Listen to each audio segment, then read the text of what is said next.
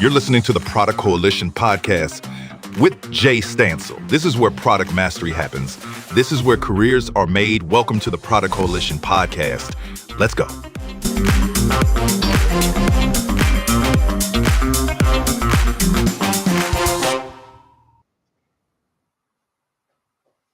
Welcome, everyone. Today's episode is called Building Products People Love, Not Use. And I'm really excited for today because we've got a guest who's a true force in the product world. With a PhD in streaming media algorithms and over a decade leading teams at global giants like Google, Spotify, Microsoft, she shaped experiences that millions of everyday users get to touch, from Google Meet to Chrome to Spotify's most delightful features. She's a sought-after product coach, a passionate community builder, and the creator of the Delight Opportunity Map, which is a framework that's helping product teams worldwide turn functional features into unforgettable user experiences. She's also the Career Lab Director for ESSEC's Global MBA, a global speaker who's graced the stages from Zurich to Tokyo, and she's currently writing a book that explores how emotional connection is the next frontier in product innovation. So joining us from Paris, it's my absolute pleasure to welcome Nesrine Changuel to the podcast. Nesrine, welcome to the show. Hi, Jay. Thanks for having me. Absolute pleasure. Really excited to have this discussion around creating delight in and building products that people love, not just use. It's certainly been an important pillar of my product management journey over the last few decades, and I'm excited to have a whole podcast dedicated to just this point. Nesrine, before we jump into that, why does this topic mean so much to you? Yes, so I would say for two reasons. The first is because I've been experiencing that firsthand. Like for most of my career, I've been working on products that are globally used and globally loved as well. Like everyone knows about Spotify, Google Chrome, Google Meet, Skype as well. Like even if it's now less and less as a consumer product, but these has been products that are not only being used, and they are not only being used nowadays, but also had quite some emotional attachment. So being a product manager and product leader behind these products taught me how we can create this aspect of emotional connection. And let me be honest with you, as you already expressed, I've been on stages for many opportunities now, and I usually select and choose the topic that I want to talk about in the conference. But one day, I remember one of the conference organizer reached out to me, and that person told me, "Hey, Nesrine, we want you as a keynote speaker, but we want you for one specific topic." And he actually asked me, "Could you come and tell us what's in common between most of the product that you have been working on? Like, could you tell us why Spotify is so successful, Skype has been so successful, Google product are. And as an insider, is there any common thread or something in common that you come and tell us about? Well, it was a quite challenging question and also quite challenging topic as well to cover in the conference. But I sat down and I really took a pen and paper. I said, like, is there really something in common between these? I never thought about it. And I came to the conclusion that yes, there is something quite strong and quite big between these companies, because companies like Microsoft, Google, or Spotify highly invest not only on the functional side of the products, but also put a lot of energy and investment into creating what I call the emotional connection between products and user. So this is something that I experienced. I managed to come into a concept and even give it a name, and that's why I became so vocal about it. So first is because I've been into it, and I got my hands dirty into it. And the second is because I am convinced that for a product to stand out nowadays, honestly, like in this super crowded market, and we have like millions of app out there, for a product to stand out and differentiate from the others, there is a need for an additional layer. And this layer is definitely not functional. This layer have to be something that will allow us to come back, will allow us to feel comfortable while using the product. And that's why I see it as a must-have, especially in this in nowadays ecosystem, I would say. Fantastic, fantastic. I love the background story that's driven you to this moment there as well. We're going to be talking a lot about the word emotional connection through today's episode, Nesrine. Do you mind just grounding the audience in what that means as a definition to you, that emotional connection, before we get stuck into things? Yes. So think about whatever product you're using nowadays. It could be like a B2B or a B2C product. The reason why you're using that product could be, of course, functional. So you may be motivated by the fact that you want to maybe listen to music, or you want to send a message, or you want to book a flight. So this is what we call functional motivators. So this is one aspect that allows you to use a certain product. However, there is another element that sometimes motivates you to use the same product, which is the emotional motivator. These are less known, of course. These are deeper and sometimes unconscious. But it happens to me sometimes that I open Spotify because I feel lonely. It's not necessarily to look for a track or to be instructed by a podcast or whatever. Also, sometimes, I've been using a lot Skype to feel connected and be closer to my loved ones, like after leaving my home country.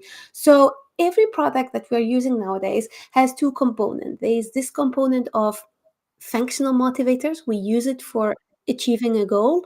And there is also the emotional motivator, because we use it to feel safe, to feel belong, to feel connected, etc.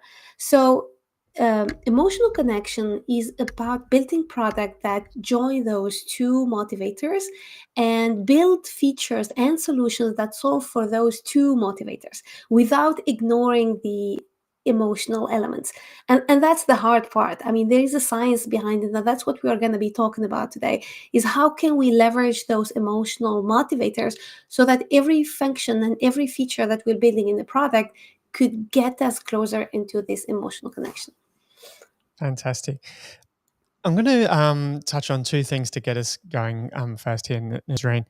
That is, user loyalty and product differentiation are key things for any product manager to be focused on.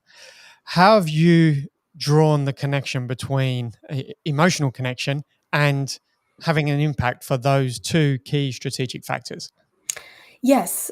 So actually, when I started my career as a researcher, as you already introduced. Like, I did a PhD, and 2 years ago, I put my research hat again. So I did a bit of research to try to understand what's the impact of emotional connection on product adoption.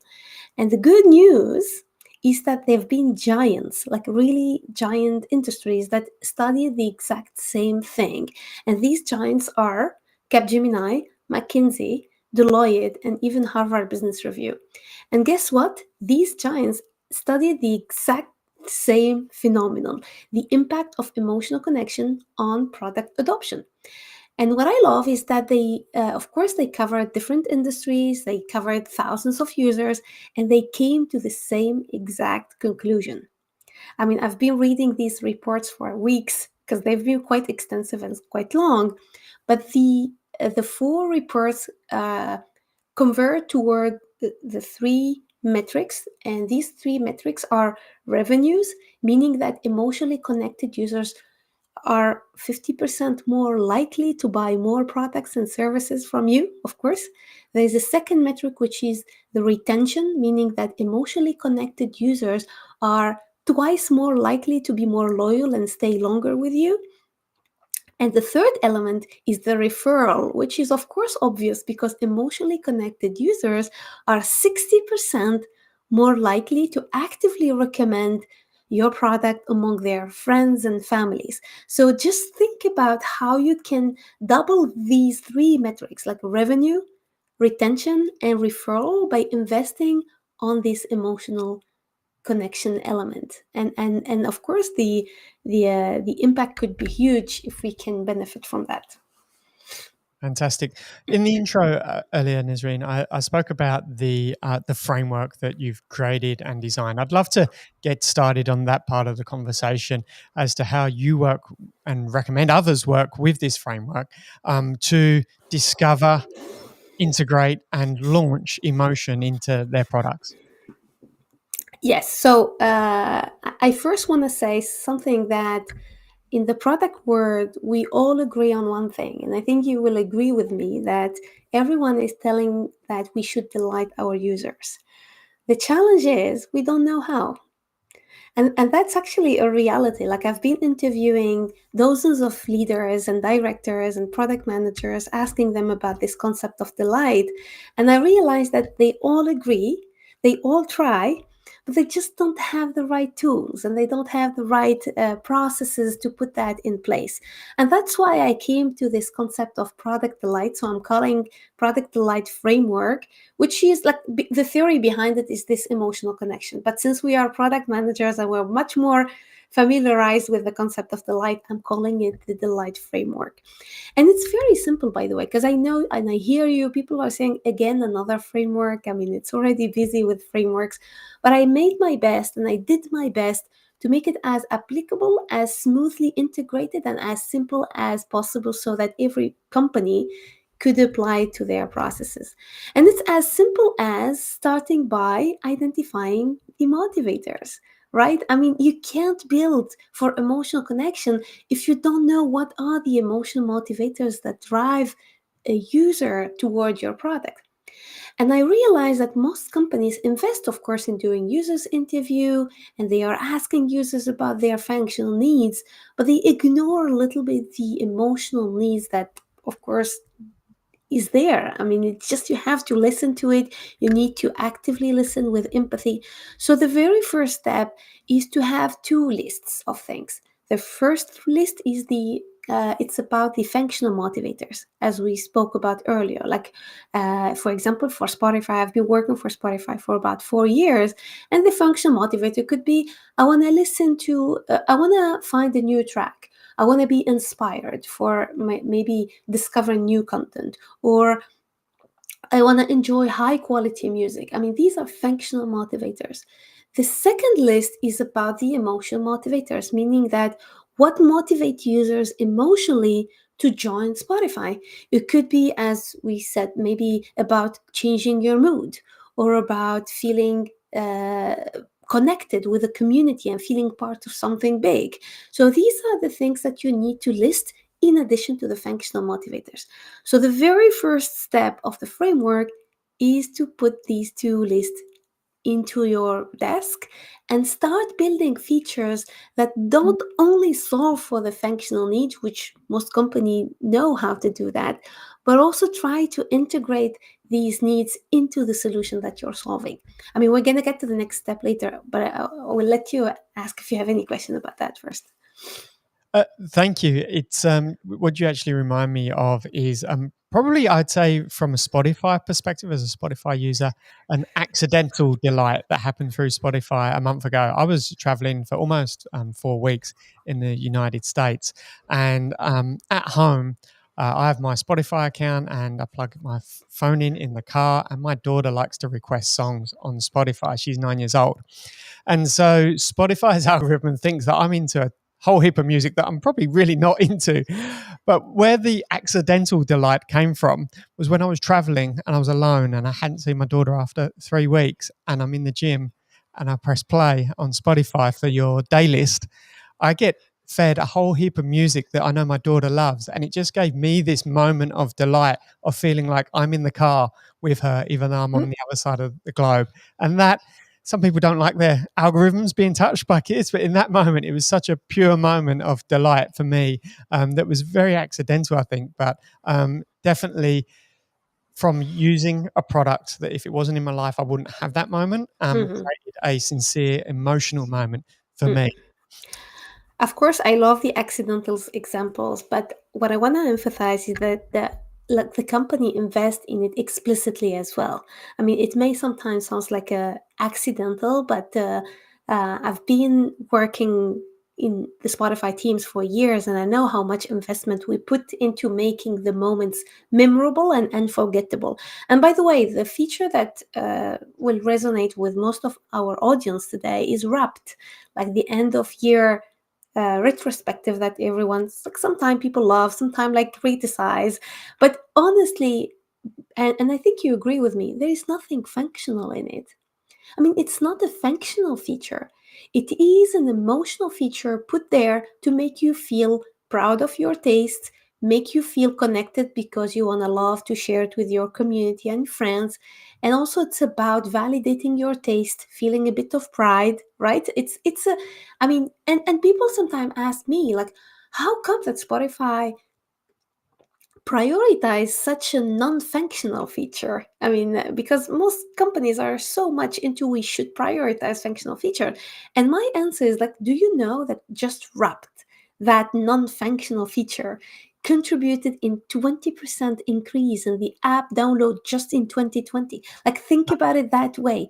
A pure emotional feature could, like, there's no other feature, by the way, who contributed in 20% app download in the history. So that's also related to your previous question about the impact and how that impact the business and the product. So being aware of prioritizing these emotional features could drive the success of your product, and it has to be deliberate, not only accidental.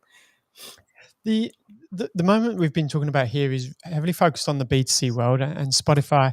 Nesrine, do you have examples from the B2B world that is often overlooked when we're thinking about emotion? Because B2B tends to be more focused on transactions and productivity gains and those types of concepts. Where have you seen emotion targeted in and done really well in the B2B space? Actually, there have been a lot, and those that are really investing in the emotional connection in B2B are quite successful, by the way. And since I started writing this book, I quickly realized that most of my examples are coming from the B2B, B2C, because this is where I mostly worked on. So, what I did is actually I interviewed what I consider super successful B2B companies, and I interviewed them and asked them about their philosophy behind emotional connection, how their relation behind emotional connection. I realized that most of the successful B2B companies invest into this, that they are already putting some effort into it. And the example I have, for example, could be, of course, Slack is an obvious example, because Slack, one of the reasons why Slack became so viral and so successful is by giving this opportunity of customizing emojis, and you can represent yourself through creating your own custom emojis, etc. So this is one example. The other example, for example, I get chance to interview Atlassian, like Jira, and Jira again is a pure productivity product, I would say, a pure B2B example. And I realized that they are putting a lot of effort into this emotional connection, especially nowadays. I don't know if you checked, like last October, there have been a blog post from Jira. It's called the new Jira. The new Jira was a release of all of the new features that Jira released. And I realized, and I really invite you to go and have a look. almost 80% of the features that were released or at least discussed in the new Jira blog post are about like customizing your templates and personalizing your dashboards, creating confettis, celebrating moments. And I was like, this is unusual in the B2B space. I mean, this is one of the examples that I love to see because honestly, when we talk about emotion, for me, again, this is my philosophy. It's not about B2B or B2C. It's about B2H, right? Like H as human. We're business for human. And however, if the product that is using your feature is a robot, let's imagine it's a machine or an agent, and in that case, don't worry about emotional connection. However, if the end user is a human being, whether it's hardware, software, SaaS, B2B, B2C, then there is this need of honoring and satisfying their emotion to stay longer, to feel better, and to recommend as well your product, right? Fantastic. Nesrine, outside of software, what real world physical products have you discovered moments of delight in, either in B2C or B2B? Oh, yes. I have a great example to share with you because it's something I recently had a discussion about, and I'm super proud of that discussion. Actually, I get chance to interview the head of product for Dyson, Dyson as the vacuum cleaners.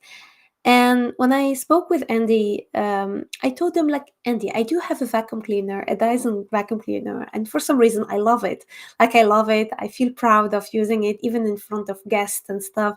And I told him, like, how do you do to create such loved products? Like, it's a great design and great performance and a lot of things, but I ignore what's behind the fact that I love Dyson. And actually, Andy told me something quite interesting because he said, we don't compare our products to the competitors. Actually, who told me that, for example, when they have been building that autonomous robot, they don't compare that robot to whatever other brand. However, they compare their robots to the how it would have been done better by a human being. Let me explain. If you are cleaning your house, you will probably hire a person to come and clean your house. You will give that person some recommendation. You probably would ask that person to start with a certain room or to clean in a certain way. They got inspired by that recommendation style and they integrated those into like recommendation into the robot. And suddenly the robot become feel much more human. So we relate more and we connect more with that human. And when I spoke with Andy, just to close on that parenthesis, he actually reminded me that that's exactly how we did for Google Meet, for example. I've been working for Google Meet for about 3 years, and we rarely compared Google Meet to Zoom or to Teams. You know what we did compare Google Meet to? To how it would have been done better if we were all sitting in the same room. Right. How would the interaction would feel better? How would we feel better if we are all engaging and interacting in the same room?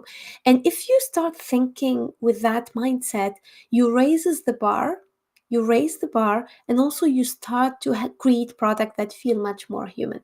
So whether it's a software or hardware, the one of the tips that I highly recommend is like to ask yourself, how would that solution would be better done if it was done by a human being? I love the real world example, and around something that we'd all assume is simple, a Hoover, a vacuum cleaner. And being able to bring that to life and connect emotion back to a product like that is really interesting. Whether it's a product like that or it is software, though, Nisreen, we all know as product managers and product leaders that you require a culture around a product for it to be successful. What are your recommendations of how you bring this concept of emotional delight into the whole organization and all of the cross-functional teams required Yes. to build an emotionally delightful product? This is a really important question, by the way, because change doesn't happen accidentally. Like, if you want to upgrade yourself with the best mindset or the best ways of working, you need to integrate that as a permanent spot in your culture, as you just said it. And what I actually discovered as well as part of my own experience is when I interviewed people from different companies that I do consider successful, I realized that their ways of achieving delight or emotional connection is also not accidental. Like a company like, let me give you an example, a company like Dropbox, for example. I realized, and I didn't know that because I never worked for Dropbox before, but one of the leaders at Dropbox told me that they do have a pillar, what we call product pillar, that is called Cupcake. And Cupcake, of course, I see you already smiling, is referring to the fact that features should help you get a smile. It's about bringing that extra little spark in the product so that it doesn't feel too gray. So of course you can call it cupcake, you can call it ice cream, you can call it delight, you can call it whatever you want, as long as it's a principle, something that guides you in your decision, in your strategy, and in your way of prioritization. And that's also how I did, for example, at Google or even at Spotify. We created strategy every year, and every time we had pillars, or you can call them principle. Actually, I don't care about the names. What I mean by pillars is these things that you need to refer to every time you're having like a priority challenge or a priority question. You go and check, does it follow those pillars or not? Some of them are about effortlessness, like it should not be hard to be done. But also one of them that I always had was about delight, making sure that the feature will help user feel better about themselves or better about using the product.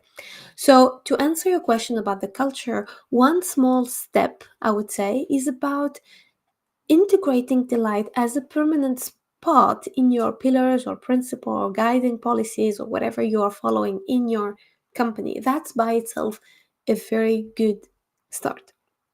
Fantastic. I also imagine it makes for a nice conversation when you're sitting down talking about product requirements and you're with an engineering team and you're talking about how do we generate a smile. It's probably making everyone smile in the room by going through the ideation process of that alone, which is obviously a smile within a team is also going to bond them together as well.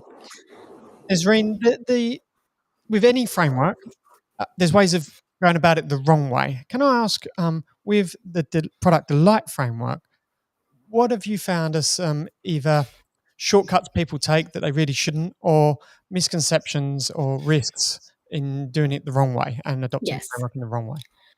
Actually, there are plenty of them. So I have to cut and try to prioritize. The very first one that people get wrong in the concept of product delight is they think about it from an aesthetic perspective.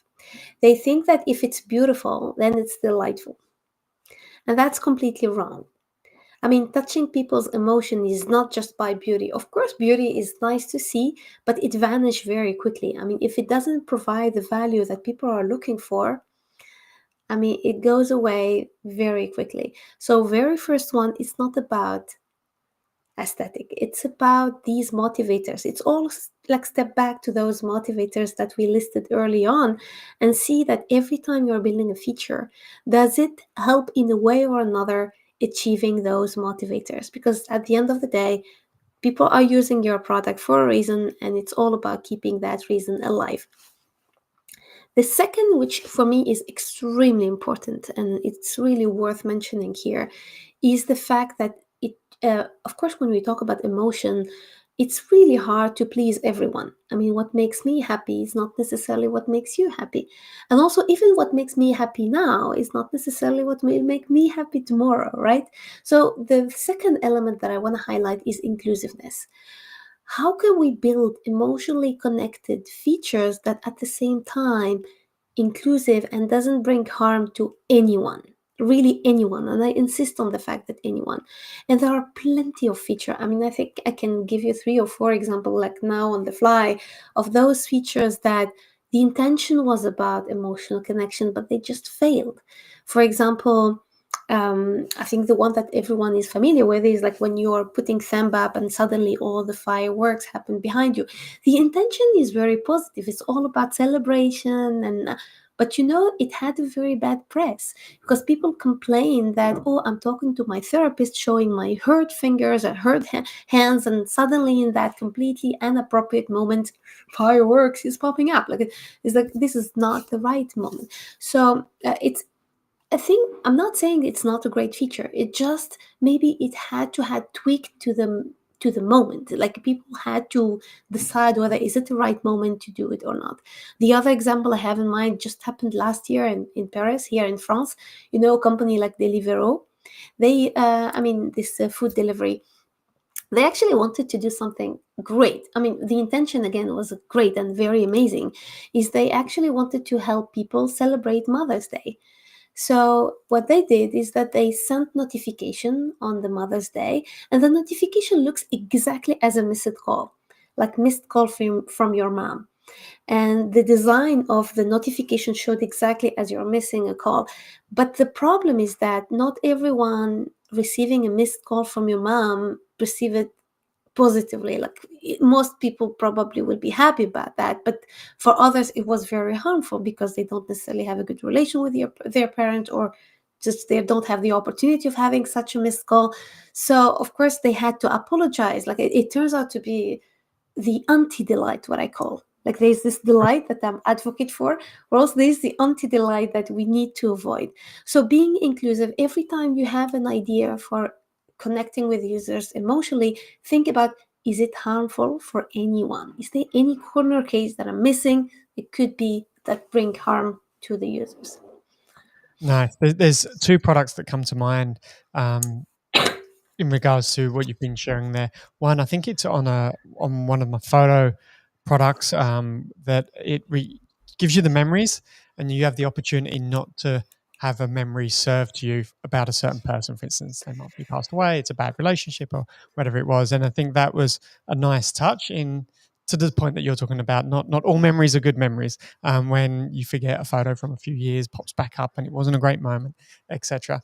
But also, when you said about beautiful isn't necessarily going to create delight, and that's an easy road to go down. And I was trying to think of, and it came to me pretty quickly, a product that I don't think ever was beautiful, but was one of the earliest delight mechanisms on the internet, and that was MySpace. And I can remember MySpace where everyone could do whatever they want with their MySpace, and there'd be some pretty horrific HTML going on there by today's standards. And it was noisy and it was messy and it wasn't beautiful. But the reason it grew was because of the delight of connection and that network effect that we were Yes. all engaging with for the first time in a generation. Absolutely. I mean, you see the fact that you don't feel alone. People are, it creates even a sense of community. Like if we go back to the example of Slack, one of the beauty of Slack is of course this customization that it brings, but also the fact that people are sharing bots and sharing, like it creates like a sense of community that at some point you don't feel alone, or you don't feel the only one using it. And that sense of being part of something is extremely beneficial for the product, of course. So that's a great example to share. Nesrine, I opened at the start that you're writing a book. What's the book writing process been like for you? And anything that surprised you along the way? Oh, by the way, the book, yes, is still being in the writing process. It's a journey because when in the very early idea, I didn't have the intention to write the book. Like I thought that these are like a great insight that I have, and I started sharing those insights on stage and conferences. And at some point, I realized that the topic is too big to be limited to talks and workshops. So I started writing some blogs, and suddenly now, like it turns out to be quite large topic, and I'm putting it all together in a book that I'm calling Product Delight. So the process has been, of course, quite an interesting journey, because when you start with an idea of writing a book, the expectation of the complexity is like a 1 out of 10, and as you progress in that journey, that expectation of the complexity grow. Like I'm into the 8 out of 10 of the complexity of the process, because even if I'm used to writing blogs, and I wrote like a 300 page for my manuscript of PhD, there's a huge difference between writing a blog or a manuscript versus creating a product. Or like I'm treating my book as a product. It should land safely. People should read and relate to it, and they should and easily understand it, and not only like feel like it's a book written by Nesrine. No, it should feel like a book written for them, and that's the difficulty of the good writing. So now I'm almost done with the entire writing process. I'm getting into the editing, which is also quite a hard part of the journey, because editing means that you need to integrate almost every feedback that you're receiving. And that also is a very hard task, because what you thought is perfect, suddenly you're receiving feedback on it, and of course, you're not writing the book for yourself, you're writing it for everyone. So you need to integrate every single piece of feedback. And that's something that probably surprised me most, is how hard is the editing. I thought the writing is the hardest, but I'm now realizing that editing is probably harder than writing itself. I certainly appreciate the journey you're going on there, and credit you. I think I can only imagine it's almost like every sentence is a feature, and you're getting critiqued on every sentence, every paragraph, every chapter. So I applaud the progress you're making there, Nesrine. When the book comes out, what impact do you hope it's going to have on the product world? Yes, so I at least I have a mission out with that book. The very first mission is to create awareness and make people aware that creating successful product is not only about competing on the best feature or the most powerful feature or the most technologically well developed feature. So my mission is to bring awareness that sometimes the best product are not the one that has the best feature, but those that we connect emotionally with. So I really hope that we can at least spread that awareness, make sure that people are aware that successful product is about combining both the functional and the emotional side. And the second mission of the book is, of course, to make it actionable, because since I'm writing this framework that I'm calling the Delight Framework, it's a way and a tool that enable and empower everyone to create that delight into their product. So I didn't want it to be just an awareness book. I wanted it to be a how-to book, so that everyone, whatever product, software or hardware, B2B or B2C, could easily map those tools and that framework to their daily work and be able to start right away. Fantastic. Well, I wish you the very, very best. At the end of 2024, on one of these podcasts, I accidentally coined the term behavior-led growth as a replacement for product-led growth. And today's episode about bringing emotion alongside behavior into the core concepts of product management has really underlined why I honestly believe that behavior-led growth is going to be really significant in 2025 and beyond. So Nesrine, thank you so much for bringing your experience, your wisdom, and some awesome stories to the conversation today. I really appreciate your time. Thank you, Jay. It was my pleasure. Thank you to everyone listening as well to this Product Coalition podcast. If you'd like to know more about Product Coalition, please head over to productcoalition.com. Until next episode, thank you very much. And that's a wrap for today's episode of the Product Coalition podcast, hosted by Jay Stansel. Got questions or want to explore more topics? Connect with Jay on LinkedIn or join the ever-growing Product Coalition community on Substack. Thanks for listening.